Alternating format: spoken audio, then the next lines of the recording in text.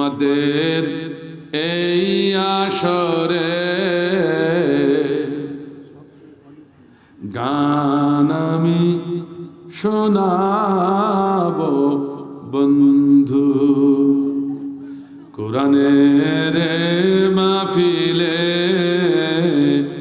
গান আমি শোনাবো বন্ধু। যদি তুমি কথা দাও, একবার কথা দাও, যদি তুমি কথা দাও, যদি তুমি কথা দাও, কথা দাও, কথা দাও, কোরআনের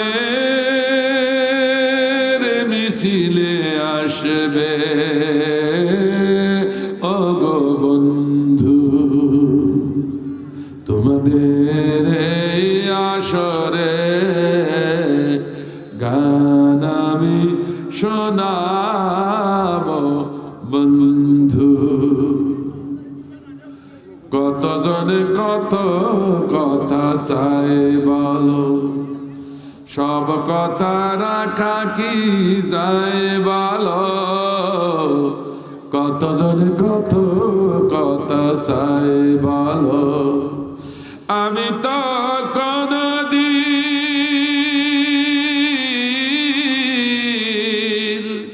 আমি তো কোনদিন কোনো কিছু চাইলি, আজ শুধু একবার কথা চাই, কথা দাও। কুপুরের দেওয়াল ভাঙবে ও গো বন্ধু, তোমাদের আসরে গান আমি শোনাবো বন্ধু। দোয়া করে দেবো, কথা বলবে। 24 জন মিনিস্টার নিয়ে নবী মদিনার parliament in the meantime ছোট্ট একটা বাচ্চা দৌড়াতে দৌড়াতে আল্লাহর নবীর সম্মুখে হাজির, চোখে পানি ঝরছে। ইয়া রাসূলুল্লাহ হাবিবাল্লাহ সালাম নিন, গুনাহকে maaf করে দেন। আমার বাবা ইন্তেকাল করেছেন, ইন্তেকালের আগে দুটি ওসিয়াত করে গেছেন। তা কি ওসিয়াত? আমার বাবা বলেছেন, আমার বাবা মারার পরে তার কবরে যেন আপনার গায়ের জুব্বাটা দান করা হয়। দ্বিতীয় ওসিয়াত হলো আমার বাবার জানাজা নামাজটা যেন আপনি একটু পড়িয়ে দিয়ে আসেন। একথা শুনিবে মাত্র আল্লাহ নবী দাঁড়িয়ে গেলেন, জুব্বাটা খোলার জন্য প্রস্তুত। মদিনার সেকেন্ড মিনিস্টার, সংগ্রামী মিনিস্টার, সাহসী মিনিস্টার ওমর ফারুক রাদিয়াল্লাহু তাআলা জুব্বাটা নিয়ে দিলেন। ইয়া রাসূলুল্লাহ, আপনি জুব্বা খুলে দিতে চাচ্ছেন, কারে দিচ্ছেন? বলছে এই বাচ্চাটারে। কারণ জানেন না বাচ্চাটা কার? হ্যাঁ জানি, আব্দুল্লাহ বিন উবাই। তো আমি অবাক হয়ে যাই, আব্দুল্লাহ বিন উবাইয়ের বাচ্চা হওয়া সত্ত্বেও আপনি কিভাবে তার কবরে জুব্বা দিতে চাচ্ছেন আমি তো বুঝতে পারছি না। আল্লাহ নবী তখন দেখলেন উমরে কষ্ট দেওয়া যাবে না, আবার বাচ্চাটারও কষ্ট দেওয়া যাবে না, বাচ্চার চোখে পানি মুছতে হবে। নবী কতটা মানবিক ছিলেন। নবী বললেন, হে ওমর, তোমাকে জানা নাই এই আব্দুল্লাহ বিন উবাই আমার পিছনে 10 বছর একাধারে জামাতে নামাজ পড়েছেন। সুবহানাল্লাহ। কত বছর? আরো জরুরি, কত বছর? ও নামাজি ভাই না, নামাজ পড়ে বড়াই করো না। কিছু কিছু নামাজি ভাই আছে দেখলে মনে হয় বেহেশত থেকে কেবল চুরি করে পালাই এসেছে, তাকে ঠেলা সব দেখে আর কয় ফেতনা ফেতনা, প্রতিবাদী নাই। এ কথা কর না, কথা কর না কেন? নামাজের বড়াই করো না, শুনুন ভালো করে। 10 বছর রাসূলের পিছনে নামাজ সিরাজ বিশ্বকোষে দেখলাম আব্দুল্লাহ বিন উবাই যেদিন মারা যায় সেদিন ফজরের নামাজ আল্লাহর নবীর পিছনে জামাতে পড়েছে। আল্লাহু আকবার, আল্লাহু আকবার। যেটা ভালো ছিল তো ভালো বলতে হবে, ঠিক কিনা? রসুল মনে করেছিল এই কথা বললে হয়তো জুব্বা ছেড়ে দিবে, কিন্তু ওমর জুব্বা ছাড়লে না। রসুল তো বেঁকে দেয়, কি করি? এ ওমর, তোমার কি মনে নাই? কি হুজুর, সেদিন আমি যখন আব্দুল্লাহ উবাইয়ের কাছে প্রশ্ন করলাম, এ আব্দুল্লাহ বিন উবাই, তুমি তো নামাজে প্রতিদিন আমার পিছনে দাঁড়াও, কাতারের ডাইনে যাও না বামে যাও না, প্রতিদিন আমার পিছনে, ব্যাপারটা কি? এই কথা বলার সঙ্গে সঙ্গে আব্দুল্লাহ বিন উবাই হাউ হাউ করে ছোট্ট বাচ্চার মতো কান্না শুরু করে দিল। ইয়া রাসূলুল্লাহ, আমার গোস্তাকে মাফ করে দেন, আমারে মারুম করে দিয়েন না। আল্লাহ নবী বললেন, আমি একটি প্রশ্ন করলাম মাত্র, তোমার আবার মারুম করলাম কি করে? ইয়া রাসূলুল্লাহ, আমি বললাম না, যেদিন আপনার জবানে শুনেছি যে ব্যক্তি একজন জান্নাতি মানুষের দিকে চেয়ে থাকবে, যতক্ষণ চেয়ে থাকবে ততক্ষণ তার আমল নামা থেকে সগীরা গুনাহ দূর হতে থাকে। আল্লাহু আকবার বললেন না? আর আল্লাহু আকবার। আমি নাই জাহান্নামী, কিন্তু এই স্টেজে অনেক মানুষ আছে নিশ্চয়ের ভিতরে জান্নাতি আছে। এই কথা কন না কেন? তাহলে আপনারা মনে সামনে আসতে চান না, কোনায় কোনায় থাকেন, ব্যাপারটা সামনে আসলে এইসব জান্নাতি মানুষের চেহারাগুলো বেশি দেখা যাবে না? অথচ মমতাজের প্যান্ডেলে ঠেলা ঠেলি করি আমি। এই কথা কন না, কথা কন। শাহরুখ খানের প্যান্ডেলে ক্যাটরিনা কাইফ, তার প্যান্ডেলে ঠেলা ঠেলি আগে যাওয়ার জন্য, আর কুরআনের মাহফিলে কুনায় কুনায়। এই কথা কন, কথা কন। হইছেটা কি? অথচ রাসূলের বাণী, একজন জান্নাতি মানুষের চেহারা দেখে চেয়ে থাকা যায় না, যতক্ষণ চেয়ে থাকবে ততক্ষণ আমল নামার থেকে সগীরা গুনাহ দূর হতে থাকবে। সুবহানাল্লাহ, জোরে বললেন না? এই জন্য রাস্তাঘাটে এখনো কোনায় কোনায় যারা আছেন তাড়াতাড়ি চলে আসুন। আবার ভাইজান আব্দুল্লাহ বিন উবাই কেঁদে বলে, হুজুর, এই কথা যেদিন শুনেছি সেদিন থেকে আপনার পেছনে দাঁড়াই, আপনার চেহারাটা বেশি বেশি দেখব, আমি গুনাহগার, আমার সগীরা গুনাহগুলো দূর করে জান্নাতি হব। আল্লাহ আল্লাহু আকবার। কতটা রাসূল প্রেমিক ছিল, ঠিক কিনা? ঠিক কিনা? ভালো করে একটু হিসাব করেন, হিসাব করার জন্য বলছি, আন্দাজে কোনো ওয়াজ নাই, হিসাব। আমার ভাইজান এবার গেল, তবু দেখি উমার এখনো ছাড়ল না। গেলেন, এখন কি করে কি করে সঙ্গে সঙ্গে আল্লাহ নবী ওমরকে ডেকে বলে, ওমর, তোমার কি সেদিন কি কথা মনে নাই? তো কবে? যেদিন তুমি ছিলে আমার ডান পাশে, আব্দুল্লাহ বিন উবাই ছিল আমার বাম পাশে, আমরা হাঁটতে হাঁটতে যারা মুসলমানদের হাতে বন্দী হয়ে এসেছিল তাদের দর্শন করতে আমরা গিয়েছিলাম। আহা, দর্শন করতে যাই হঠাৎ করে একটি মানুষের সঙ্গে আমি থমকে দাঁড়িয়ে গেলাম। অজান্তে আমার চোখ দিয়ে অঝরে পানি ধরা শুরু করলো, আমার চোখ দিয়ে পানি ধরা শুরু করলো। যে মানুষটির সম্মুখে দাঁড়িয়ে গিয়েছিলাম সে মানুষটার কেউ ছিল না, আমার চাচা আব্বাস। মুসলমানদের হাতে যুদ্ধের ময়দান থেকে ধৃত হয়ে এসেছিলাম। আহা, আমি দেখি চাচা আব্বাসের সমস্ত শরীর, সমস্ত হাত, সমস্ত কোমর এবং পা খেজুরের রশি দ্বারা এত মজবুত করে বাঁধা হয়েছে, গায়ের চামড়া গুলো কেটে কেটে, গোশগুলো কেটে কেটে ভিতরে রশি ঢুকে গেছে। রশি ঢুকে থাকার কারণে সমস্ত শরীর থেকে রক্ত ঝরতে ঝরতে ঝরতে ঝরতে আমার চাচা আব্বাস রক্ত শল্য হয়ে শীতে থরথর করে কাঁপছিল। হে মানবিক কারণে আমার চাচারে কষ্ট আমি নবী সহ্য করতে না পারে আমার চোখে অজারে অজান্তে পানি চলতে শুরু করেছে। আমার চোখে পানি দেখে আব্দুল্লাহ বিন উবাই ঠিক থাকতে পারেনি। কি করে নবীর চোখে পানি দূর করা যায়, কি করে নবীকে একটু সান্ত্বনা দেওয়া যায়, তাই তো সেদিন ও আব্দুল্লাহ বিন উবাই সেদিন পাগল পারা হয়ে গেল। উপায় অন্তর না পেয়ে আমার চোখের পানি বুঝবার জন্য, আমাকে কিঞ্চিত সান্ত্বনা দেওয়ার জন্য তার গায়ের জব্বরটা খুলে নিয়ে আমার চাচার গায়ে সেদিন জড়িয়ে দিয়েছিল সেই নিবারণের জন্য। সেদিন তার গায়ের জব্বা আমার চাচার গায়ে জড়িয়ে আমার চোখের পানি মুছতে চেয়েছিল এই আব্দুল্লাহ বিন উবাই। আজকে তারই সন্তান চোখের পানি ছেড়ে কাঁদে।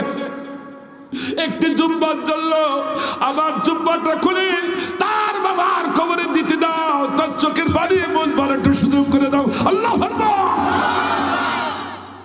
আল্লাহ নবী মদিনার প্রেসিডেন্ট এইভাবে যদি কাঁদে, পৃথিবীর কোন শক্তি নাই আর জুব্বা টেনে ধরে, ঠিক না? জুব্বা ছেড়ে দিলেন, জুব্বা ছেড়ে দিলে এবার কি হলো? এবার জুব্বা ছেড়ে দিলে, জুব্বাটা নিয়ে চলে আসলো বাচ্চা। আল্লাহ নবী 24 জন মিনিস্টার নিয়ে হাজির হয়ে গেলেন। সবাই নামাজের কাতারে কাতারে, জানাজা নামাজের কাতারে কাতারে দাঁড়িয়ে গেছেন, কিন্তু একজন ব্যক্তি নামাজের কাতারে এখনো আসে নাই। সে কে? উমারে ফারুক। দূরে তাকিয়ে আছে, শুধু আকাশের দিকে তাকায় আর আল্লাহ নবীর চেহারার দিকে তাকায়। উমারে ফারুক হঠাৎ তাকিয়ে দেখে আল্লাহ নবীর চেহারা রক্তিম বর্ণ হয়ে গেছে, তার পেছনেতে ঘামগুলো মুক্তার মতো ছিটকে বের হচ্ছে। তখন উমারে বুঝতে বাকিও রইল না, নিশ্চয় আল্লাহ রাব্বুল আলামিন জিবরিল মারফতে আমার নবীর পরে ওহী নাযিল করেছেন। আল্লাহু আকবার। কিছুক্ষণ পরে নবী যখন স্বাভাবিক হয়ে যায়, আল্লাহ নবী ডেকে বলে, সাহাবীরা আমার উমারে কই? উমারকে একটু দেখে দাও। উমার সঙ্গে সে লম্বাইক বলে হাজির হয়ে বলে, হুজুর এই তো আমি হাজির। আল্লাহু আকবার। বুকের ভিতরে জড়িয়ে দিয়ে বলে, উমার এই মাত্র জিবরিল ফেরেশতা তোমার কথার সাথে, তোমার কথার সপক্ষে আল্লাহর ওহী নাযিল করে গেলেন, কোরআন নাযিল করলেন। আল্লাহু আকবার। সূরা তাওবার ৮০ নম্বর আয়াত, ইস্তাগফির লাহুম আও লা তাস্তাগফির লাহুম ইন তাস্তাগফির লাহুম ৭০ মাররা। আল্লাহু আকবার। হে রাসূল, আব্দুল্লাহ বিন উবাই মুনাফিক ওর জন্য যদি ৭০ বার ইস্তিগফার করো, আমি আল্লাহ ওরে ক্ষমা। কথা কার? আরো জোরে বলো। ভালো করে বুঝতে হবে, আন্দাজে বুঝলে হবে না। আমার ভাইজান, এত বড় নামাজি, এত বড় মুফাসসির, এত বড় মুফতি, এত বড় রাসূল প্রেমিক, এত বড় হাজী, তাকে আল্লাহ বলছে ও মুনাফিক, ৭০ বার ইস্তেগফার করলে আমি ক্ষমা করব না। আল্লাহ রসুল কতটা মানবিক চিন্তা করলেন। আল্লাহ তো ৭০ বারের কথা বলেছে, আমি একটু ৭০ বারের বেশি চেষ্টা করি, দেখি আল্লাহ মাফ করে কিনা। এই নিয়ত নিয়ে যেই না ইস্তেগফারের জন্য বসে গেছে আল্লাহ রসুল, অমনি 144 জারি করেছে। কে? রসুলের পরে, নবীর পরে 144 জারি। আল্লাহু আকবার বলেন।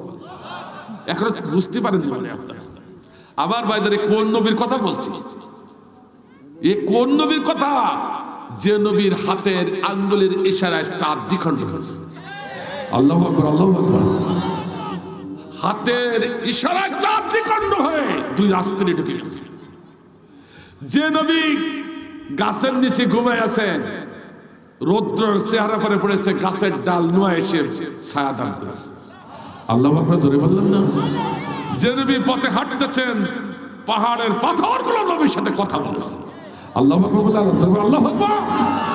শুধু তাই নয়, যে নবী 18 মাস আল্লাহ রসুল বাইতুল মাকদিসের দিকে মুখ করে নামাজ পড়েছেন। কত মাস? 18 মাস। কিন্তু নবীর সবসময় প্রাণের ভিতরে কাঁদতো, আবার কিবলাটা যদি মক্কা শরীফ হতো তাহলে কতটা ভালো হতো। মক্কা আমার জন্মস্থান। আল্লাহু আকবার। আমরাও জন্মভূমিকে ভালোবাসি, যতই বিদেশে যাই, ঠিক কিনা? কথা বলি ঠিক কিনা? যে রসুলও জন্মভূমিকে ভালোবাসতেন, যে আমার কিবলাটা যদি মক্কা হতো, বাইতুল মাকদিস না হয়। আল্লাহ নবী 18 মাসের শেষে আসরের নামাজে দাঁড়িয়ে আছেন। 4 রাকাত নামাজ। কয় রাকাত? 4 রাকাত। 2 রাকাত হয়ে গেছে। আর মনে মনে ভাবতেছি, আল্লাহ আমার কিবলাটা বাইতুল মাকদিস না করে যদি বাইতুল্লাহ করে দিতে কত ভালো হতো। শুধু মনে মনে এই ভাবনাটা তৈরি হয়েছে। চাইনি আল্লাহর কাছে হাত তুলে, আবেদনও করেনি, শুধু মনে মনে ভাবনাটা তৈরি হয়েছে।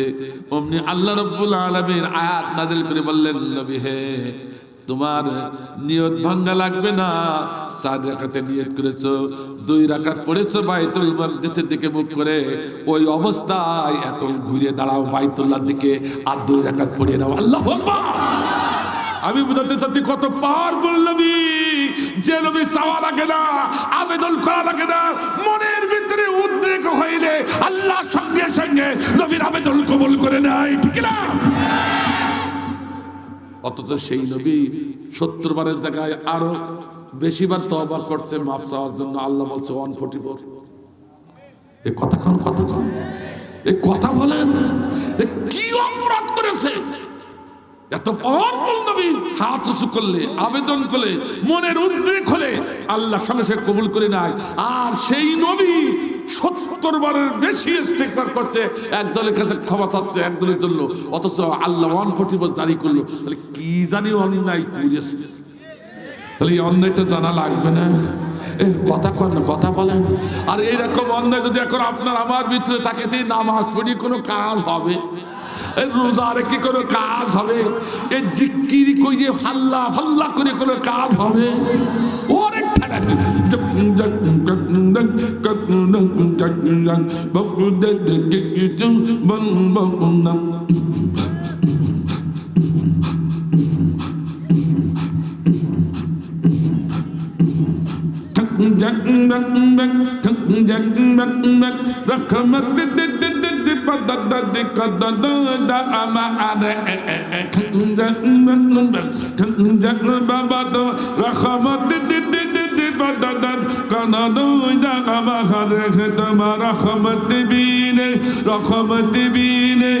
আমি পাপী যাব জাহান্নামে।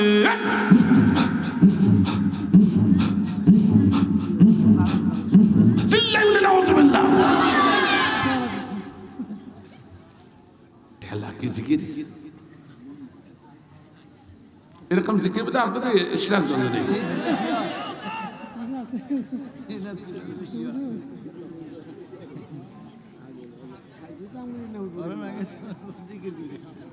এবার কি রাগ হচ্ছে নাকি ভাই?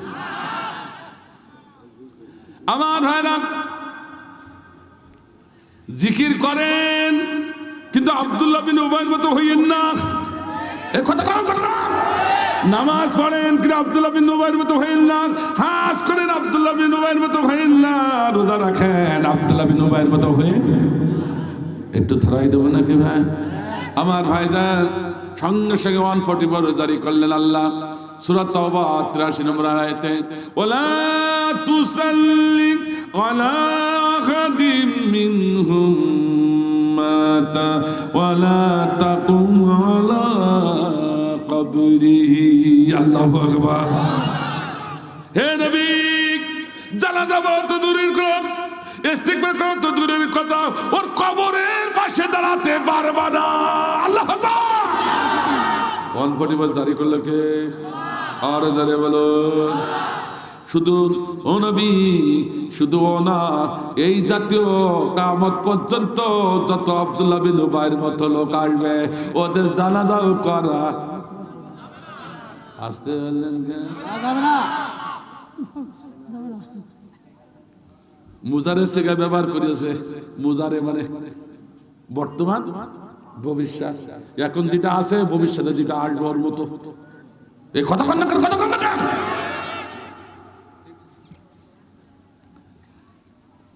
হিসাব করে চলতে হবে, অত সহজ না। জান্নাত কসুর মুখে মনে করেন না, শুনে মুখে তো ঢক করে গিয়ে ফেললেন। ভাই আমার অসুবিধা আছে না? এবার বলে কিছু কিছু লোক উঠতে পারে, পেটের ভিতরে বলে কুটকুট করা কেমন শুরু করেছে। দেখেন কোনটা ওঠে, যেটা উঠবে বুঝতে পারো ওকে ধরিয়েছে। তবে পোশাক পায়খানা আদার্স আপনি জরুরতের জন্য যেতে পারবে না। ও ধরিয়ে রেখে না নাস্তা নাস্তা নাবদ করে ফেলবে। তবে এইসব লোক আবার ওই মমতাদের প্যান্ডেলে গেলে পোশাক বন্ধ, পায়খানা বন্ধ। যত সব পোশাক পায়খানা চাপে কোরআনের মাহফিলে আসতে কথা কম কথা কম। আমার ভাইরা একটু দ্রুত যেতে হবে। এবার গেল কোন অন্যায়টা করেছি, কি অন্যায় করেছে? এত পাওয়ারফুল নবী 70 বারের বেশি দোয়া করতে গেল, ইস্তিগফার কামনা করতে গেল, আল্লাহ 144 জারি করলো। এত পাওয়ারফুল নবী, তাহলে কত বড় অন্যায় করেছে জানার দরকার, ঠিক কিনা? আমার ভাইদান শুধুমাত্র রাসূলের একখানা আদর্শ অমান্য করেছিল কয়খানা? আরো যারা বলো, আমার আজকে সাবজেক্ট ছিল আল্লাহ রাসূলের আদর্শ না মানলে কি পরিণাম, ঠিক না ধরে বলুন। একটা আদর্শ অমান্য করার কারণে যদি এই পরিণতি হয়, ও ভাই আপনি হিসেব করে দেখেন আপনার আমার জীবনে কত আদর্শ আমরা অমান্য করে চলেছি। সে আদর্শ কি আপনারা জানেন? আল্লাহ নবী যুদ্ধের ময়দানে সাহাবীদের নিয়ে সৈন্যদের নিয়ে হাজির হয়ে গেছেন। আব্দুল্লাহ বিন উবাই হাজির হয়েছেন, কিন্তু আব্দুল্লাহ বিন উবাই 300 অনুসারী তার নিয়ে কেটে পড়ল। নাউজুবিল্লাহ বললেন, সুবহানাল্লাহ বললেন। আমার ভাইরা ফাইটিয়ে এসেছিল, কেটে এসেছিল, কারণ আব্দুল্লাহ বিন উবাই তৎকালীন জামানায় আবু জাহাল উতবা সাইবার নেতা বানাবার জন্য আল্লাহ নবীর নেতৃত্ব যাতে না প্রতিষ্ঠা করতে পারে, কোরআনের নেতৃত্ব যাতে প্রতিষ্ঠা না হয়, মানব রচিত নেতৃত্ব প্রতিষ্ঠার জন্য আব্দুল্লাহ বিন উবাই 300 অনুসারী নিয়ে কেটে পড়িয়েছিল, ঠিক কিনা? একদমই কান ঠিক কিনা? আসতে বলে কে জোরে বলুন, আরো জোরে বলুন, আরো জোরে বলুন। আজ জমিনে আল্লাহর আইন কায়েম করতে চায় যারা, এক শ্রেণীর লোক আল্লাহর আইন কায়েম করতে চায়, ওই আল্লাহর আইন যারা কায়েম করতে চায় তাদেরকে বাধা সৃষ্টি করে যারা লোকজনকে কেটে নিয়ে মানব রচিত লোকের দিকে নিয়ে যাবে, ওরা আব্দুল্লাহ বিন উবাইয়ের সমভাগী। একটু রাগ হইলে আমি কি কারণ নাম বলেছি? তা তুমি কুটকুট করে ঠেলি উঠি, তুমি যদি কুটকুট করে ঠেলি ওঠে তো বলবো তুমি সেই আব্দুল্লাহ বিন উবাই। দেখেন কোনটা ওঠে আসে।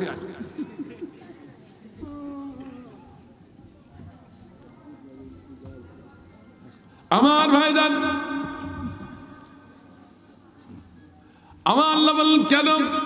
হুয়াল্লাযী আরসালা রাসূলাহু বিল হুদা ওয়া দীনিল হক লিইয়ুযহিরাহু আলাদ দীনি কুল্লি ওয়ালাউ কারিহাল কাফিরুন ওয়ালাউ কারিহাল মুশরিকুন। আল্লাহু আকবার বলেন। কথা আল্লাহ বলছেন পৃথিবীর বুকে যত নবী রাসূল আমি পৃথিবীতে পাঠিয়েছি, অনেকগুলো দায়িত্ব কর্তব্য দিয়ে পাঠিয়েছি, কিন্তু সকল নবী রাসূলের মেইন দায়িত্ব ছিল একটা। কয়টা? একটু জোরে কর, আরো জোরে কর। আমার ভাইজান, এই যে আমরা রড লাইটের আলোতে আমাদের চেহারাগুলো দেখছি, আপনাদের এলাকায় প্রতিটা বাড়িতে বাড়িতে সুইচ আছে, ঠিক কিনা? সুইচ টিপ দিলে আলো পাওয়া যায়, ঠিক কিনা? কিন্তু আমার ভাইজান কারেন্ট যেখান থেকে উৎপন্ন হয় সেখানে সুইচ কয়টা? মেইন সুইচ কয়টা? একটা। কথা বলেন ঠিক কিনা? তেমনি করে আমার আল্লাহ বললেন অসংখ্য সব দায়িত্ব দিয়ে পাঠাইছে নবী, কিন্তু মেইন দায়িত্ব কয়টা? জোরে কর, আর একটু জোরে, আর একটু জোরে। আমরা ইসলাম বুঝি না, কোরআন বুঝি না, এই জন্য গোলমাল সব জায়গায় তালমাল পাকায় গেছে, তালগোল পাকিয়ে গেছে। নবীর যে মেইন দায়িত্ব সেটা বাদ দিয়ে যে সাপ সুইচ সেগুলো নিয়ে টানা হেঁচড়া, অথচ মেইন সুইচ কি? বন্ধ। মেইন সুইচ বন্ধ, এদিকে টানা হেঁচড়া করছে সাপ সুইচ নিয়ে। হাজার টিপা টিপি করলে আলো পাওয়া,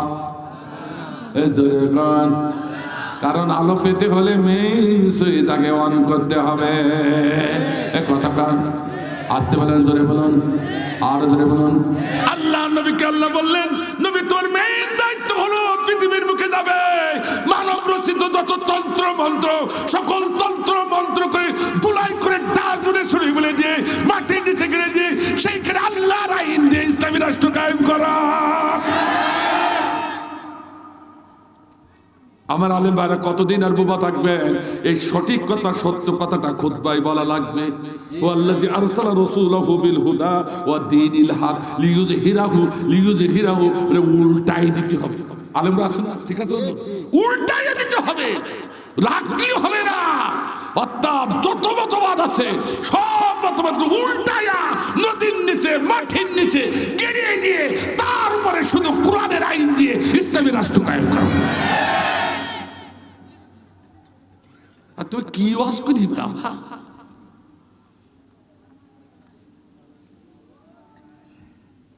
এইটা হলো নবীদের মেইন দায়িত্ব, আর এটা হলো মেইন সুইচ। আমার ভাইজান, এই মেইন সুইচ যদি বন্ধ হয়, নামাজের সুইচ টিপলেও কোনো কাজ, 60 বছর পড়লেও কাজ, 100 বছর পড়লেও কাজ।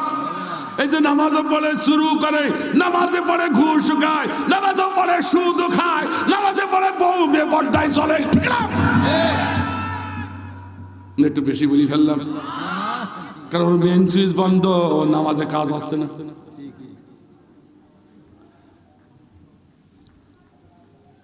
অসুবিধা আছে আমার ভাইজান, বুঝার চেষ্টা করুন। আমি কিন্তু আপনার শত্রু না, কোরআন বোঝাবার জন্য এসেছি। আল্লাহ বলছে, এই বক্তা তোরে কিন্তু তক্ত করে দেবো যদি কোরআনের হক কথাটা না বোঝাইয়া মিষ্টি মিষ্টি ওয়াজ করে এখানে সভাপতি সাহেব কিছু টাকা দেবে, তা আমি যদি খাই দোজকের আগুন খাবি। কিন্তু আমি দোজকের আগুন খেতে রাজি না, আমি জাহান্নামে খেতে রাজি না, আপনাদের জাহান্নামে বানাতে রাজি না। এই জন্য আমার ভাইজান, এই জন্য আব্দুল্লাহ বিন উবাইর সমস্ত আমল নষ্ট, কারণ মেইন সুইচ অফ। এই কথা বুঝেছি?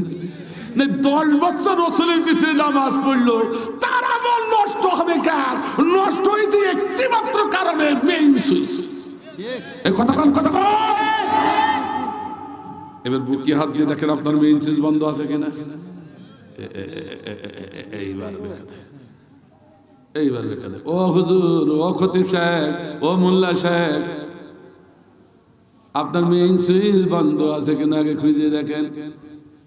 আপনার জন্য মানসিকতা এরকম, আল্লাহর আইন যারা কায়েম করতে চাইবে তার পক্ষে আমি আসি, তাহলে আপনার মেইন সুইচ ওয়ান। সুবহানাল্লাহ, জোরে আর একটু জোরে বলা যাবে না, আর একটু জোরে বলা যাবে না। আল্লাহর কসম দিয়ে বলছি, কয়খান দলিল নিতে চান দলিল দিতে পারি। আল্লাহর আইনের পক্ষে যদি আপনি না থাকেন, আপনার মেইন সুইচ বন্ধ, কোন আমল করে আল্লাহ দরবারে যাওয়া যাবে না, জান্নাত পাওয়া যাবে না, সব নষ্ট। কথা وقدمنا إلى ما عملوا من عمل فجعلناه هباء منثورا। বাংলা করো নাকি? আল্লাহ বলেন, সেদিনকে আমি যখন পাহাড় সমান আমল দেখবো, আমলের ভিতরে যখন দেখবো আল্লাহ জমিনে আল্লাহর দিন কায়েমের বিপক্ষে ছিল, আল্লাহ বলে সমস্ত আমলগুলো আমি একবারে ঝড়ের বালুকার মতো বালুর সাথে মিশাই দেবো, কোন আমল আমার দরবারে কবুল হবে না। কথা এরপরও যদি বিশ্বাস না হয়, তাহলে আমার তো আর করার কিছু। অসুবিধা হচ্ছে নাকি ভাই? অসুবিধা হচ্ছে? তাহলে একখানা আদর্শের কারণে, শুধু একটি আদর্শ মানেনি, তার কারণে আব্দুল্লাহ বিন উবাই কি হয়ে গেল? একটু জোরে আরো জোরে বলে, এরকম লোক পৃথিবীতে আছে কিনা? ওই ইমাম সাহেব হুজুর, এরা আব্দুল্লাহ বিন উবাই পৃথিবী থাকবেন, সে মারা গেলে তুমি জানাজা পড়তে যাও কি করি? আল্লাহ দোকান আয়াত অস্বীকার করে জানাজায় কেন গেলি? হুজুর, জানাজায় যদি না যায় পরের দিন ইমামতি থাকবে। এরকম কেস আছে কি আমার ভাইজান? তাই বলে ইমামতি ছাড়া যাবে না। ইমামতি ছাড়লেও করে যদি আপনার থেকে আরো বেশি বে ক্লাস লোক আসে, তারও বেখায় না। কথা ঠিক কিনা? কিন্তু হুজুর এখন থাকবো কি করে? তাই বলে মিথ্যা কথা বলা যাবে না। আমার দেশে খতিবগুলো কত বড় মিথ্যাবাদী, একটু ভালো করে শুনুন। সবার কথা বলছি না, সকল খতিব কথা বলছি না, অধিকাংশ খতিবগুলো কত বড় মিথ্যাবাদী। সারা জীবন নামাজ পড়ো না, আল্লাহর জমিনে আল্লাহর দিন কায়েমের কথা তো দূরের কথা, যারা কায়েম করতে চায় রাতের আধারে তাদের পিটাই টাইট করে। এরকম মানুষ যখন মারা যায়, ওই মানুষটি মারা গেলে এবার ইমাম সাহেব হুজুর ছুটি দেই, বলে বিসমিল্লাহি ওয়া আলা বিল্লাতি রাসূলিল্লাহ। এই কথা কয়, এই দোয়া বোধহয় আপনাদের এলাকায় পড়ে বিসমিল্লাহি ওয়া আলা বিল্লাতি রাসূল। আল্লাহ সারা জীবন তোমার রাসূলের কাজ করেছে, তোমার রাসূলের আদর্শ বলেছে, তোমার রাসূলের জন্য আন্দোলন করেছে, তোমার কোরআনের আইন প্রতিষ্ঠার আন্দোলন করেছে, এখন মারা গেছে, তোমার নবীর দলে তুলে দিলাম। এর মতো বড় মিথ্যাবাদী পৃথিবীতে আর একটাও খুঁজে পাওয়া যাবে না।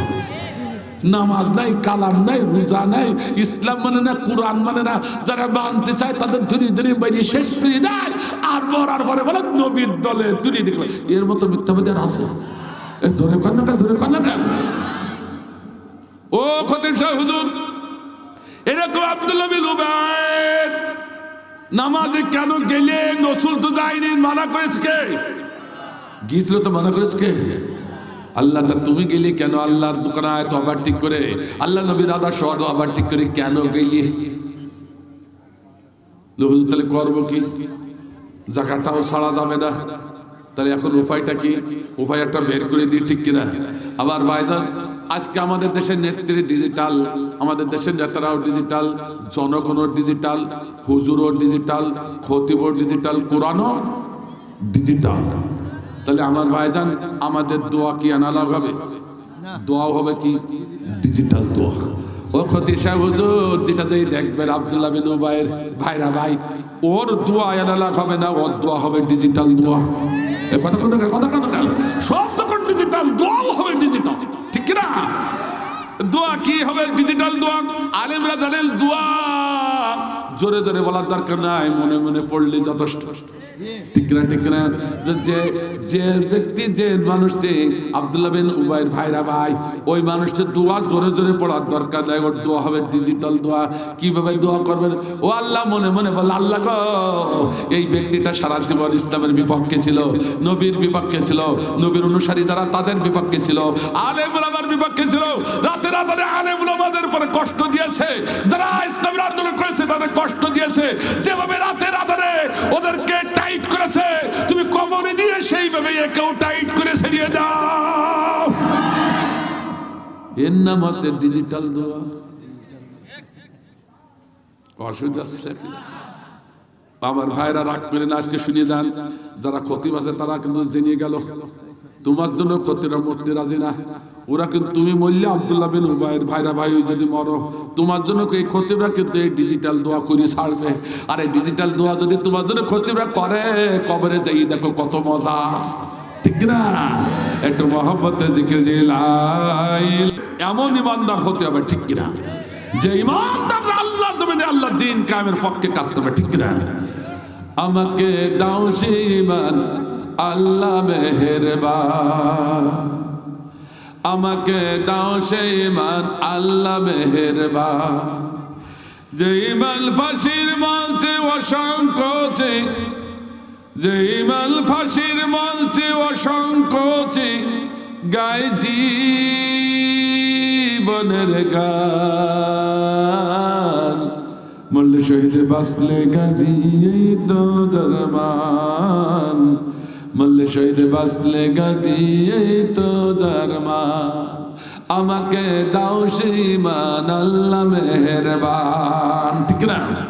আমার ভাইজান, আমি সেদিকে যাব না, আমি আপনাদের শুনতে চাই আল্লাহ রাব্বুল আলামিন সেদিন যে 12টা গালি দিলেন, সে 12টা গালি কি একটু শুনতে চান কিনা?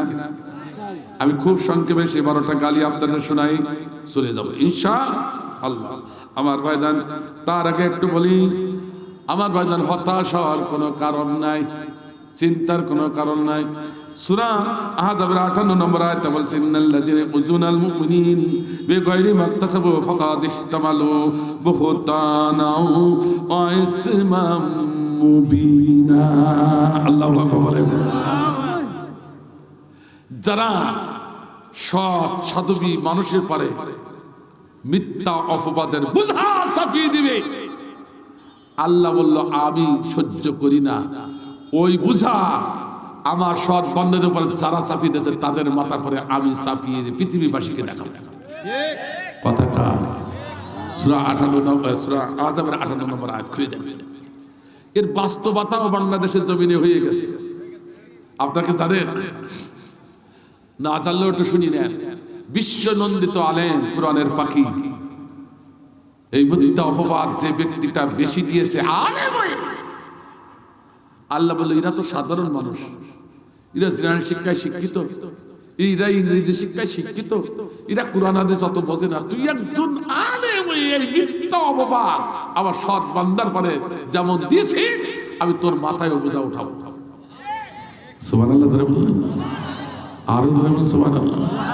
আমার ভাইজান এই দাড়িওয়ালা এক হুজুর, সাদা দাড়ি, বিশাল পাঞ্জাবি গায়ে, নাম কি বলেন আপনারা?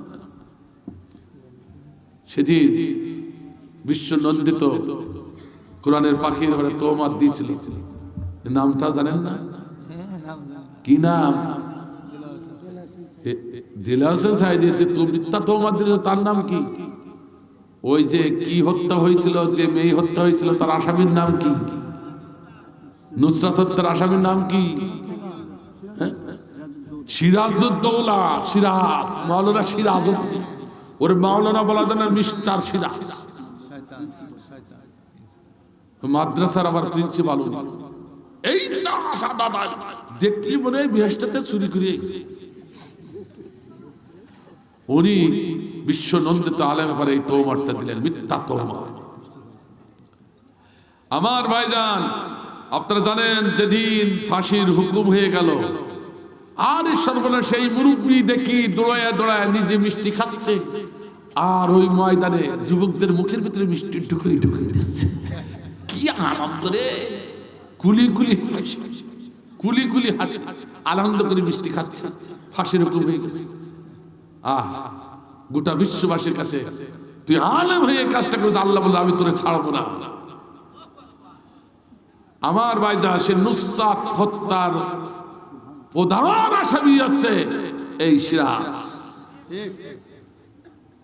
আল্লাহ বলছে যে মিথ্যা তওমাত আমার সৎ বন্ধ করে দিছি, সেই তওমাতের বোঝা তোর ঘাড়ে উঠাই দিলাম। কথা কার?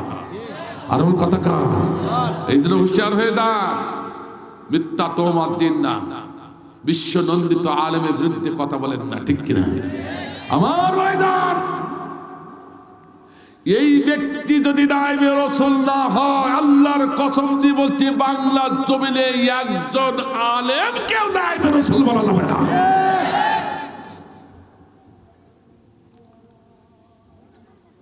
একটু রাগ করলেন?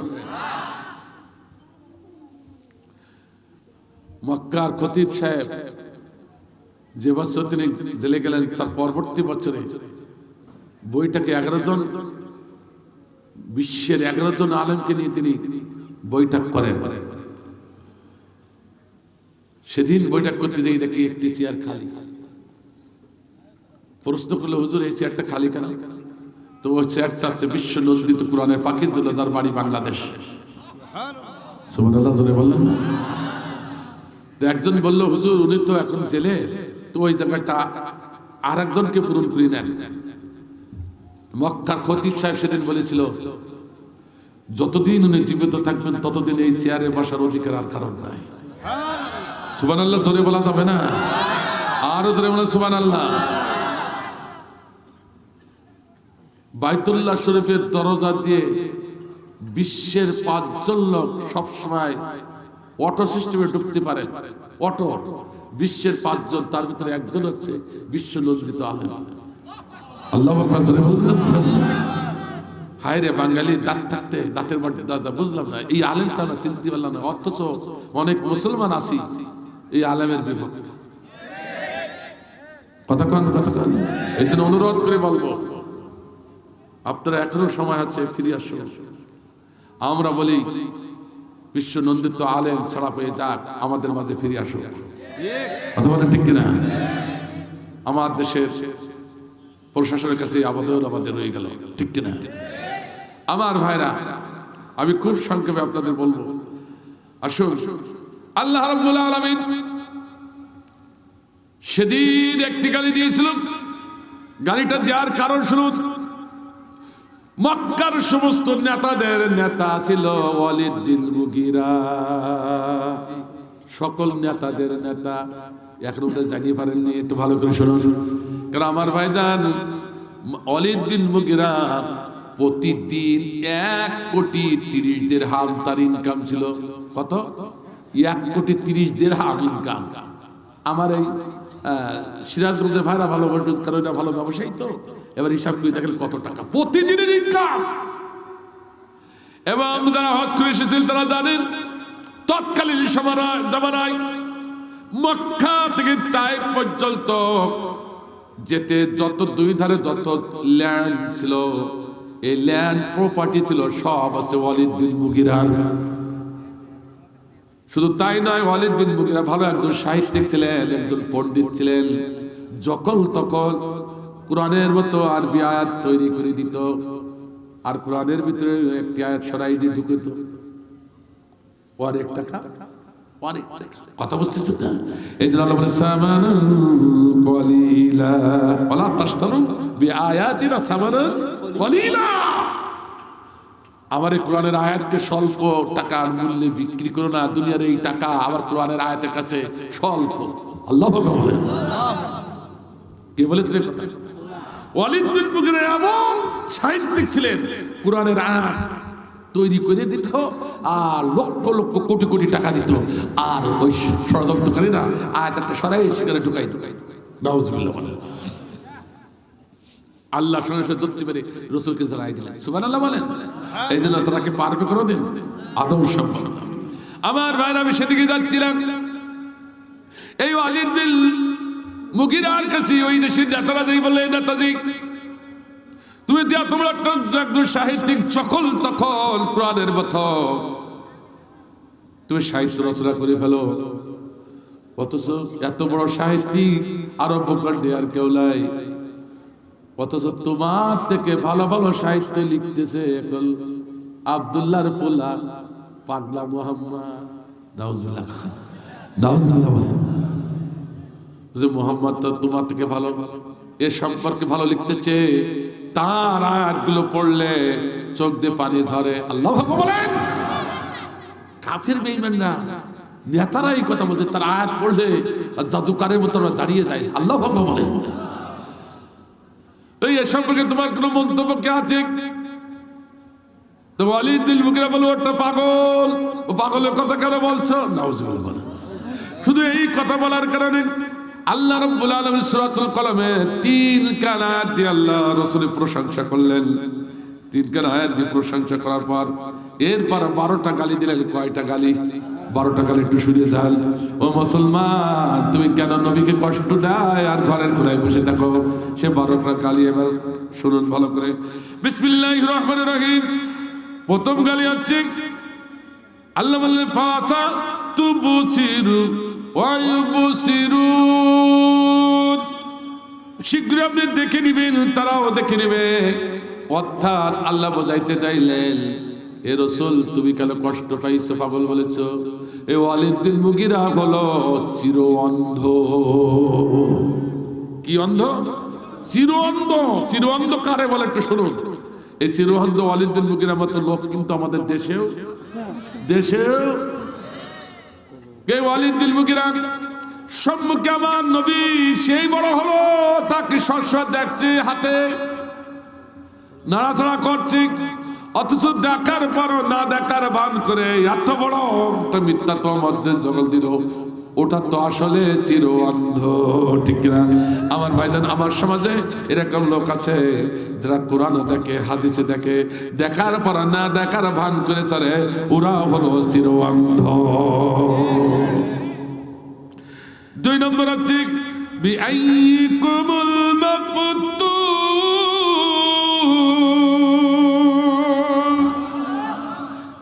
আল্লাহ বলেন সে তোমাদের মধ্যে বেকারগ্রস্ত, অর্থাৎ পাগল। হে নবী, তুমি পাগল না, যে ওয়ালিদ বিন মুগিরা তোমারে পাগল বলেছে, ওই বেকারগ্রস্ত, ওই হলো পাগল। কথা কার? 2 নম্বর গালি সে আছে ওয়ালিদ বিন মুগিরা হচ্ছে কি? পাগল। আমার নবীর আদর্শে যারা খোদ ধরতে চায় ওরাও কি? আরো জানো, ওরাও কি? এরকম নাস্তিক বাংলাদেশে আছে কিনা? ওরে সর্বনাশ, এক উনাকে বুদ্ধিজীবী, উনি টক শোতে আসলেন, ঢাকা বিশ্ববিদ্যালয়ের স্যার, ওর বিশ্ববিদ্যালয় স্থান দেশে কেন?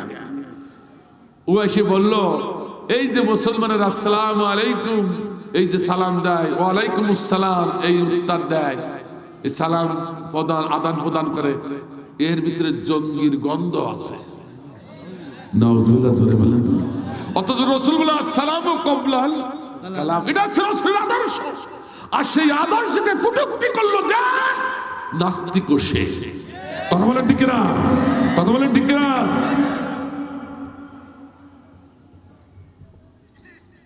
আমার ভাইজান 3 নম্বর গালি, ইন্না রাব্বাকা হুয়া আ'লামু বিমান দাল্লা আন সাবিলিহি ওয়া হুয়া আ'লামু বিল মুহতাদিন। আল্লাহু আকবার। আল্লাহ বলেন আপনার রব জানেন কে তার পথ থেকে বিচ্যুত হয়েছে আর কে সৎপথ প্রাপ্ত। অর্থাৎ হে নবী তুই ভালো করে শোনো, ওয়ালিদ বিন মুগিরা পথভ্রষ্ট, কোনদিন সে হিদায়াত পাবে না। কথা কার? আর কথা কার? এরপর পরবর্তী নম্বর গালি হচ্ছে ফালা তুতিল মুকাদ্দিবিন।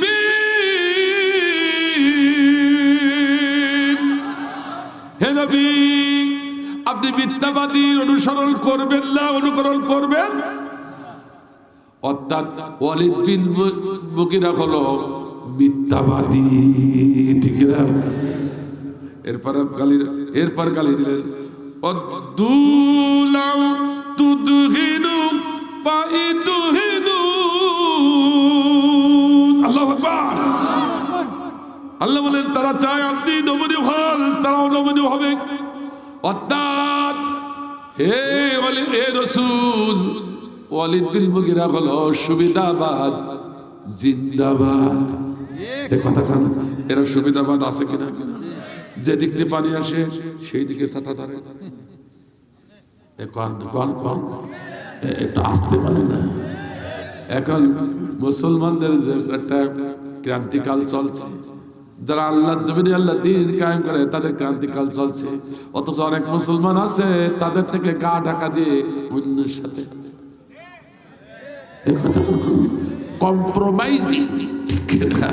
আল্লাহ বলছে সুবিধাবাদ, জিন্দাবাদ। যখন যে আসে তারা সাত কয়, অথচ হকের পথে থাকে না। এটা হচ্ছে আব্দুল্লাহ বিন উবাইর ভূমিকা। এরা হচ্ছে সুবিধাবাদ। এরপর আল্লাহ বলছেন 7 নম্বর গালি যেটা দেন, ওয়ালা তুতি কুল্লা হাল্লাফিন মাহিন।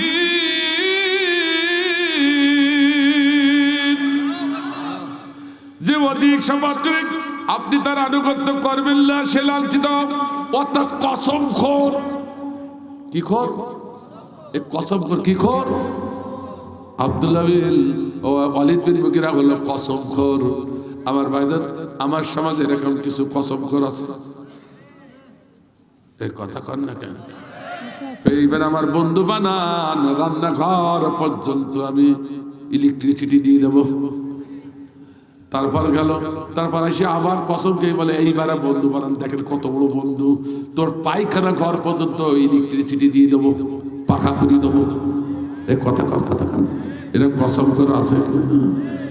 অথচ যেই নেতা হয়ে যায় আর প্রজাদের কথা মনে থাকে না, এরকম আছে। এই জন্য আমার ভাইজান, আমি যখন জেলে ছিলাম, জেলে থাকার পর আমার ভাইজান, আমি দেখি আমার একজন চেয়ারম্যান, উপজেলার চেয়ারম্যান, সে আমাকে রিসেপশন করার জন্য দাঁড়াই আছে জেলের দরজায়। বলে আপনি এখানে একটু আবু তো আগে ঢুকেছি, আপনার আগে ঢুকেছি। উপজেলা চেয়ারম্যান বলছে পরে বলে চলেন যাই। আমার ভাইজান ওয়ার্ডে নেওয়ার পর বলছে হুজুর 25,000 ভোট বেশি পেয়ে আমি চেয়ারম্যান হয়েছি, একদিনও উপজেলা চেয়ারে বসতে পারিনি। কথা বলছেন তো কেন? ওই কেস করিয়ে ঢুকিয়েছে, তো কেউ বের করে নেয় না। হুজুর বের করতে করতে কেসের সংখ্যা হয়েছে 16টা। কয়টা? 16টা। তা আমি আমার আত্মীয়স্বজনকে বলেছি খবরদার আর বের করিস না, এই 16টাই থাক, যত বের করবি ততই বেশি হবে। বের করে যেই বাড়ি নিয়ে যায় আবার ধরে নিয়ে আসে। তো আপনাদের এলাকায় এরকম কিছু নেই। 16টা কেস। তো বলছে, আমি বললাম যে কে করলে এই কাজটা করলো কি? তো বলছে উমুক উমুক চেয়ারম্যান, উমুক চেয়ারম্যান। আমি বললাম একটা সুখবর আছে। কেন, কি সুখবর? চেয়ারম্যানের দুদুকি তাড়াই বেড়াচ্ছে।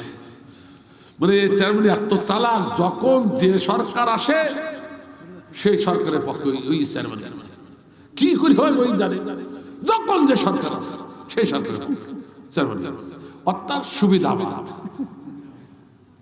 সুবিধাবাদ কথা বোঝেন? তা দুদুকে তারা ভালো খবর দিয়েছে। বলতে না বলতে দেখি এক সপ্তাহ পরেই সেই চেয়ারম্যানও হাজির। সে চেয়ারম্যানও হাজির। আসবি না আসবি, আমরা যে ওয়ার্ডে আছি সেই ওয়ার্ডে ঢুকিয়ে দিচ্ছি। ফাইল হবি না হবি, এই চেয়ারম্যান এক পাশে ডান পাশে, এই চেয়ারম্যান বাম পাশে, দুই চেয়ারম্যান এক। আমি আল্লাহ কিভাবে মিলালো। তা আমি আবার এই ওয়ার্ডের ইমাম, আবার কেন্দ্র ইমাম, ডেকে যেখানে যায় সেখানে ঢালে, ঠিক না? আমি সব জায়গায় ইমাম, আমার একটা সম্মানও আলাদা আছে। তো আমি চিন্তা করলাম এই একটা কঠিন জায়গা, মানুষের মনটা নরম করে, এই সময় যদি কোরআনের দাওয়াত দিই তাহলে ভালো কাজ হবে। মানুষের ভিতরে এই যে শত্রুতা দূর করলে একটা ভালো কাজ। এই দুই চেয়ারম্যানের ভিতরে এত বাদাবাদি, একটু হাত মিলাই দিই। হ্যাঁ, তো নামাজের জন্য ডাকলাম, নামাজ পড়লো না। তো সহজ শুয়ে গেল। শুয়েছে যখন একটু দুইজনে ডাকি উঠে একটু দুইজনের সাথে মুলাকাত করাই দিই। আমার লক্ষ্য উদ্দেশ্যে চেয়ারম্যান সাহেব ডাকছি, যত ডাকি তত যেই মাটির সঙ্গে মাটি কামড়ায় শুয়ে পড়ছে। যত ডাকছি এই চেয়ারম্যানের তত মাটি কামড়ায় শুয়ে পড়ছে। এইবার এই চেয়ারম্যানের যেই ডাকলাম, যেই ডাকছি সেই উঠে বসে গেল। বাহ, তখন ওই কয়েদি যারা আছে ছুটে, এই বেদব কে রে, হুজুর এত ডাকছে তো ওটা বেদব কে? এই বেদব পুলিশটা ওর লোক চেয়ারম্যান, চেয়ারম্যান আমার ও যা তাই। আল্লাহ কথা তো ঠিক আছে, ঠিক আছে, ও চেয়ারম্যান আমার ও যা তাই, ও কয়েদি উঠলোই না। যখন উঠলো না তখন একটু মনে মনে রাগ কি আমার মোটে নেই, গান একখান বানাই ফেলাল, গাইয়ে দেবো না কেন? গ্রামের চেয়ারম্যান পালিয়ে বেড়াচ্ছ কেন? শুনেছি দুদকের খাতায় তোমার নাম নাকি, শুনেছি দুদকের খাতায় তোমার নাম। আগে কি সুন্দর মাল কামাইতাম আমরা, আগে কি সুন্দর মাল কামাইতাম। গ্রামের চেয়ারম্যান পালিয়ে বেড়াচ্ছ কেন? গ্রামের চেয়ারম্যান সাহেব থাকলে রাখতে না। গ্রামের চেয়ারম্যান পালিয়ে বেড়াচ্ছ কেন? শুনেছি দুদকের খাতায় তোমার নাম নাকি, শুনেছি দুদকের খাতায় তোমার নাম। আগে কি সুন্দর মাল কামাইতাম আমরা, আগে কি সুন্দর মাল কামাইতাম। বর্ষাকাল আইতো কি যে ভালো লাগতো, রিলিফের মাল পায়া আনন্দ পাইতাম। এটা কি হয় নাকি এরকম? তা বুঝেছি করোনার তেল কোথায় গেছে, ঠিক না? করোনার তেল আর চাউল কোথায় গেছে বুঝেছে, খাটের নিচে। কথা বলে না? বর্ষাকাল আইতো কি যে ভালো লাগতো, রিলিফের মাল পায়া আনন্দ পাইতাম। কিছু মাল বিলাইয়া ভিডিও করিয়া ছবি উঠায়া কাগজ ছাপায়া বাকি মাল দিয়াই আমার পেটটা ভরিতাম। হারে বাকি মাল দিয়াই আমার গোদাম ভরিতাম। আগে কি সুন্দর মাল কামাইতাম আমরা, আগে কি সুন্দর মাল কামাইতাম। ভোট আসে ভোট যায় সরকার বদলায়, আমি চেয়ারম্যান ঠিক থাকি তা। ভোট আসে ভোট যায় সরকার বদলায়, আমি চেয়ারম্যান ঠিক থাকি তা। দলের চাই ভোট বড়, ভোটের চাই পেট বড়। দলের চাই ভোট বড়, ভোটের চাই পেট বড়। তাই তো এ দল ও দল ডিগবাজি খাইতাম আমরা, তাই তো এ দল ও দল ডিগবাজি খাইতাম। আগে কি সুন্দর মাল কামাইতাম আমরা, আগে কি সুন্দর মাল কামাইতাম। এই কথা যেই বলেছি ওই চেয়ারম্যান ডাইন পাশে চেয়ারম্যান হুজুর আর একটু গান, এ পাশে চেয়ারম্যান দেখি মাটির সাথে একবারে আইটিয়ে গেছে। উপযুক্ত কাজ ঠিক আছে আমার ভাইজান।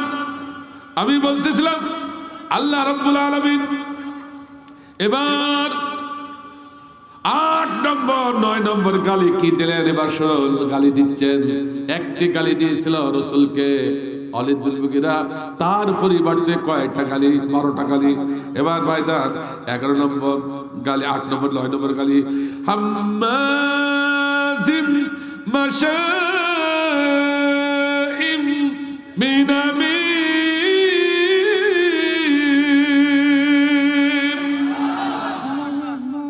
কথা সে পশ্চাতে নিন্দা করেন, একের কথা অপরের কাছে লাগিয়ে দেয়। অর্থাৎ নবীকে বলে নবী কেন কষ্ট পাও, ও তো চগলখোর, ও তো নিন্দুক। চগলখোর আছে কিনা নিন্দুক আছে কিনা? ওরে সমানা হুজুরদের নিন্দা করতে পারলে বেশি যায়।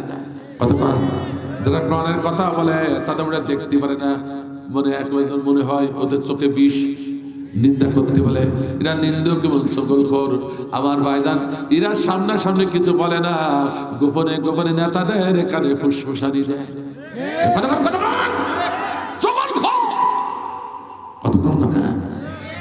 আমার ভাইজান এরপর 10 নম্বর আল্লাহ বলছেন মান্নাইল লিল খায়রি মুতাদিন আসিম।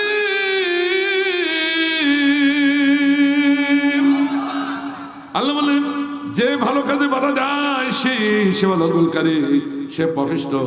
অর্থাৎ রাসূল খালিদ বিন মুগীরা হলো সেবালঙ্গলকারী, ও হলো পাপিষ্ঠ। ঠিক না? কতটা গালি দিচ্ছে। এইবার আমার ভাইজান 11 নম্বর গালি, 11 নম্বর 12 নম্বর গালি। আমার ভাইজান 12 নম্বর গালি আল্লাহ বলছেন উতুলিম উতুলিম বাদা যালিকা সাদিম। আল্লাহ বলে কঠোর স্বভাব তদুপরি কুখ্যাত। অর্থাৎ খালিদ বিন মুগীরা হলো জারুয়া। কে বললেন? জারুর সন্তান। এ কথা কে বলেছে? এই 12টা গালি কে দিলে? তা আমি দিলে আপনার কষ্ট লাগছে কেন ভাই? আমি কোরআনের কথা বলছি, আপনার কষ্ট লাগছে? এই কথা নিয়ে শুনিয়ে খালিদ বিন মুগীরা বলছে তাই তো মোহাম্মদ 11টা 12 নম্বর বাদ 11 নম্বর পর্যন্ত মোহাম্মদ যা সব ঠিক, 100% ঠিক। আমার এই ভিতরে খবর মোহাম্মদ জানলো কি করি রে? আল্লাহ জানাইছে কি? এ সবগুলো বৈশিষ্ট্য কার ভিতরে আছে? খালিদ বিন মুগীরার ভিতরে আছে। কিন্তু মোহাম্মদ জানলো কি করি?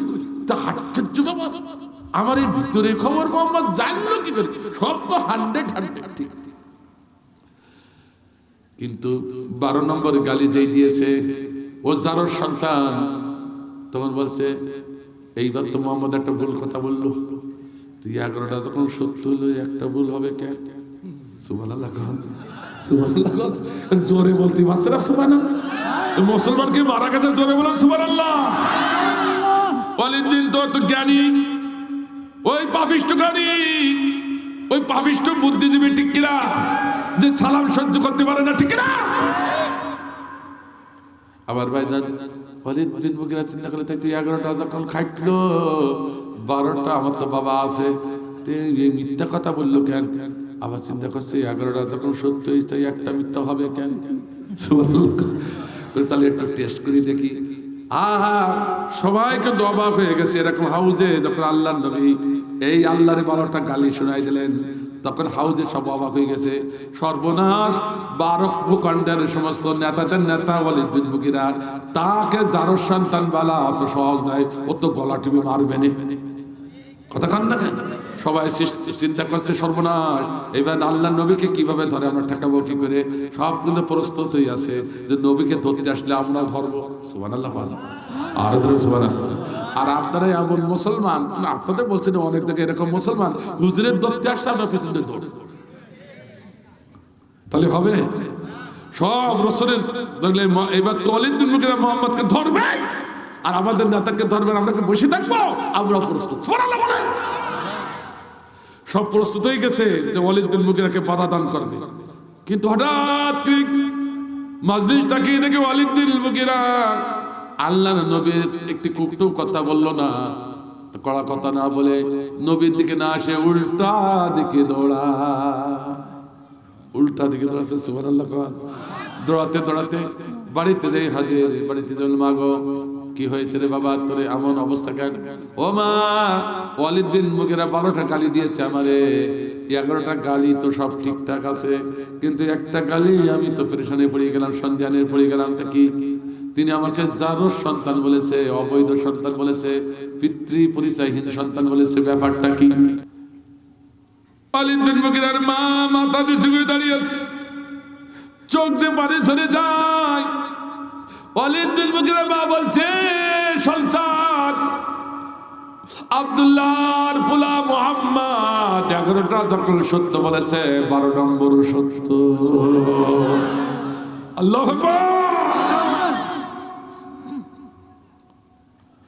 আমার ভাইজান, এই জন্য আজকে পৃথিবীর বুকে দেখবেন, ভালো করে একটু খেয়াল করে দেখবেন, আহা, যারা কোরআন সহ্য করতে পারে না, আলেম ওলামা দেশের নায়েব রাসূলগুলো সহ্য করতে পারে না, তাদের দেখলে মারতে চায়, গুম করতে চায়, ছেড়ে দিতে চায়, এগুলোর ভিতরে একটু সমস্যা আছে। কথা কম। বিশ্ব নন্দিত আলেমকে এইভাবে গালি দেয় যারা, তাদের ভিতরে সমস্যা আছে, ঠিক না ভাই? সাধারণ মানুষের দোষ দেওয়া যাবে না।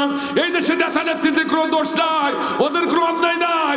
আমাদের মতো আলেমরা ওরা এই ভুল ব্যাখ্যা দিয়ে ওদেরকে পথে নিয়েছে, ঠিক কিনা? এই জন্য এই দেশের আগে আলেমগুলো আগে টাইট করা লাগবে, ঠিক কিনা? এই দেশের খতিবগুলো আগে টাইট করা লাগবে, ঠিক কিনা? আমার ভাইজান রাগ করলেন নাকি? সাধারণ এমপি মিনিস্টারদের দোষ দিয়ে কোনো লাভ নাই। এরা তো মাদ্রাসা পড়ে নাই, কুরআন পড়ে নাই, এত বড় হুজুর ফরিদউদ্দিন মাসুদ, এই সাহুদ, ও যদি বলে এই এতটা ধর্ষণ করেছে, ওর মতো হুজুর যদি বলে, তা আমরা এই সাধারণ মানুষ কি মনে করি? কথা বলেন না কেন? এই কথা বলেন না কেন? তাহলে দোষ ওদের না আমাদের? আমাদের দোষ। আলেমগুলোকে টাইট হবে না আমার ভাইজান। এর জন্য আজকে রাসূলের আদর্শ থেকে আমরা যদি আমাদের যদি পদচ্যুত হয়, তো আমরা ধ্বংস হয়ে যাব। আল্লাহ রাব্বুল আলামিন আমাদেরকে রাসূলের আদর্শ মেনে চলার তৌফিক দান করুন। আর তার সর্বশ্রেষ্ঠ আদর্শ আজকে শিক্ষা, সর্বশ্রেষ্ঠ আদর্শ হলো আল্লাহ জমিনে আল্লাহ দ্বীন কায়েমের পক্ষে থাকা। কায়েম হলো কি হলো না এটা দেখার দায়িত্ব আপনার আর আমার না, ওটা দায়িত্ব কার? কায়েম হওয়ার জন্য তার পক্ষে থাকা। কথাকে বুঝতে পারলাম? পক্ষেও যদি না থাকতে পারে, আব্দুল্লাহ বিন উবাইয়ের ভূমিকায় আপনারা আমার ভূমিকায় এক হয়ে যাবে। আর এই আব্দুল্লাহ বিন উবাইয়ের ভূমিকায় থেকে যদি আপনি জান্নাতে যেতে পারেন, তা আমার করার কিছু নেই, যান, আমার কোনো বাধা। তো শোনেন, আপনি কয় ওয়াক্ত নামাজ পড়েন, কোন খতিবের পিছনে নামাজ পড়েন? আল্লাহ নবীর পিছনে তো নামাজ পড়েননি। আর 1000-এ তো 10 বছর পড়তে পারেননি। 10 বছর পরে যদি সে জাহান্নামে যায়, আর তুমি আর আমি তো পুটি। কথা বোঝেন না? টিপির বর সহ্য করতে পারবো না, আমরা কি করে জান্নাতের আশা করছি? এই জন্য অনুরোধ করে বলবো আমার ভাইজান, আরো স্পষ্ট হবে যদি আপনারা এই বইটা পড়ে। বানর এবং শুকরে পরিণত হলো যারা, কারা? 12 শ্রেণীর লোক আমাদের ভিতরে আছে যারা বানর আর শুকরে পরিণত হবে মরণের পরে। কিসের পরে? মরণের পরে। আচ্ছা, তারা বানর শুকরে পরিণত হবে, তারা কি কোনো জান্নাতে যাবে? তাহলে সেইগুলো জানার দরকার আছে না? সেই মানুষগুলো কারা? আমার ভাইজান, আপনার বইতে পাবেন। সেই আমি তাফসীর ঘেটে ঘেটে গবেষণা করে অসংখ্য হাদিসের রেফারেন্স নিয়ে আমি বইটা আপনাদের সামনে উপস্থাপন করেছি। ইনশাআল্লাহ গোটা দেশের সমাদর আছে, এই প্রথমে বের করেছি আমি, এর আগে কেউ এখনো এই জাতীয় বই বের করি নাই। এই জন্য একটা বই কিনে আপনারা লস করবেন না। বই যারা কিনেছে, জ্ঞান যারা অর্জন করেছে, তারা অবশ্যই এহকালে এবং পরকালে সফল কাম হয়েছে। কিন্তু আমরা জাতি যাচ্ছি মাছ কিনে খাবো, পচা চিংড়ি মাছ, কিন্তু বই কিনবো, আবার দুধ খাবো। হ্যাঁ, দুধ বিক্রি করে পচা চিংড়ি মাছ কিনে খাওয়ালো। তবে আপনাদের এলাকায় মাছ বেশি আছে, আপনারা পচা খান না, কিন্তু অধিকাংশ দুধ বিক্রি করে পচা চিংড়ি মাছ কিনে খায়। এই হলো মুসলমান। আর হিন্দু জাতিরা সব বিক্রি করে দুধ কিনে খায়। কথা কম দেখে তো বেরেন তাদের হবে না, তো আমাদের এই জন্য আমার ভাই একটা বই কিনুন, জ্ঞান অর্জন করুন। এই জ্ঞান হাদিয়া কত? 50 টাকা হাদিয়া স্টেজে পাবেন। আমার ভাই আপনারা জানেন, একটু বলে দিই তার সংক্ষিপ্ত সার সংক্ষেপ। আপনারা জানেন দাউদ নবীর জমানায় 3 ভাগে ভাগ হয়েছিল মানুষ। কয় ভাগে? 3 ভাগে। আল্লাহর একটা হুকুম অমান্য করে আয়াতে 3 ভাগে ভাগ হয়েছিল। আমার ভাই জানে, একটি ভাগ আল্লাহ বলেছিল যে তোমরা এই মাছ ধরবে না রবিবার। এই হুকুম কার? আল্লাহর একটা বিধান মানে নাই, তো একজন চালাকি করে রবিবার বাদ দিয়ে অন্য বারে মারা শুরু করলো। তারা হয়ে গেল বানর। তারা হয়ে গেল কি? যারা চালাকি করেছে আল্লাহর বিধানের সাথে, যে রবিবারে মারবো না, কিন্তু রবিবারে মাছগুলো গর্তের ভিতরে ধরে রেখে ওপাশে আটকাই দেবো, বুঝলে? আটকাই দিয়ে এবার যে সোমবার হবে সে মাছগুলো সব তুলবো। আল্লাহ বলে চালাকি আমি বুঝি না? হ্যাঁ, তুমি আমার বিধান নিয়ে চালাকি করেছো, এই জন্য তাদেরকে কি বানাইছিল? বানরে পরিণত করেছে। এ হচ্ছে যুবক শ্রেণীর লোক। আর ওই সমাজে আর এক শ্রেণীর লোক ছিল, তবা তবা তবা তবা, এই আল্লাহর বিধানে অমান্য করে মাছ ধরে খাচ্ছে, তবা তবা তবা তবা তবা তবা তবা, ফিতনা ফিতনা ফিতনা। কিন্তু একবার প্রতিবাদ করি নাই, ঘরের কোনো বিষয়। আমি তাফসীর থেকে বলছি, ঘরের কোনো বসে কোনো প্রতিবাদ করি না। এদেরকে আল্লাহ শুকর বানাই দিয়েছে। কি বানাই? এই মুরব্বীগুলো, এই আলেমগুলো শুকরে পরিণত হইতেছে। আর এক শ্রেণীর তারা প্রতিবাদ করেছে, আল্লাহর আইনও মেনেছে, এবং যারা অমান্য করেছে তারা প্রতিবাদ করেছে, তারাই ছিল মুমিন। আল্লাহু আকবার। আর আল্লাহু আকবার। আমরা মুমিন হতে চাই কিনা? তাহলে এই বইটা পড়ার প্রয়োজন আছে আমার ভাইজান। আপনার পারলে নিয়ে যাবেন। এবং রুমাল যাচ্ছে আপনাদের কাছে আমার ভাইজান। কেউ উঠবে না, শেষ মুনাজাত করে যায় নাকি ভাই? শেষ মুনাজাত করে যায় ইনশাআল্লাহ।